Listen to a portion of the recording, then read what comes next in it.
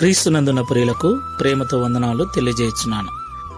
ఈరోజు దేవుడు మనకు చేస్తున్న వాగ్దానం ఏమిటనగా రోమపత్రిక 6వ అధ్యాయము 23వ వచనం.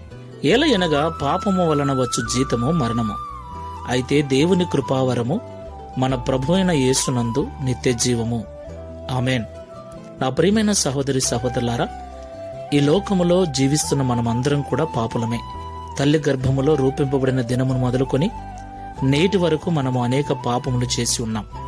ఎవరు ఒప్పుకున్నా ఒప్పుకోకపోయినా ఆదాము చేసిన పాపమును బట్టి మనమందరము కూడా పాపములోనే పుడుతున్నాం, పాపములోనే పెరుగుతున్నాం. అయితే పాపములో పుట్టి పాపములో పెరుగుతున్న మనము అదే పాపములో ఉండి చనిపోతే పాపము చేసి చనిపోయిన వారి ఆత్మలు నిత్య నరకాగ్ని గుండానికి వెళతాయని బైబిల్ సెలవిస్తుంది. అలాగ దేవుని పోలికలో దేవుని స్వరూపమందు చేయబడిన మనము పాపములో చనిపోక మునిపే ఆ పాపము నుండి విడిపించబడి ఆ పాపము నుండి విడుదల పొందుకొని ఆ పాపములకు క్షమాపణ పొందుకొని నిత్య జీవము చేరటమన్నది దేవుని యొక్క నిత్య సంకల్పమై ఉంది. దేవునికి మహిమ కలుగును గాక.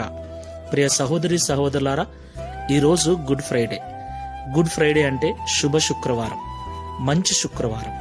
ఎందుకు ఈ దినం మంచి శుక్రవారం అయింది? అవును, ప్రపంచ మానవాళి పాప విమోచన కొరకు రక్షకుడైన యేసుక్రీస్తు ప్రభుల వారు మరణించాడు గనక, ప్రపంచంలో ఉన్న మానవ జాతిని పాపము నుండి విడిపించి నిత్య జీవానికి వారసులను చేశాడు గనక ఈరోజు మనకు శుభ శుక్రవారం అయింది. ఆ విషయాన్ని నమ్మి విశ్వసించిన మనమందరము కూడా నిత్య జీవానికి వారసులమై ఉన్నాం. దేవునికి మహిమ కలుగును గాక. కాబట్టి నిత్య జీవానికి వారసులమైన మనము మరలా పాపము జోలికి పోక దేవుడిచ్చిన పరిశుద్ధతను కాపాడుకుందాం. Download ShareChat.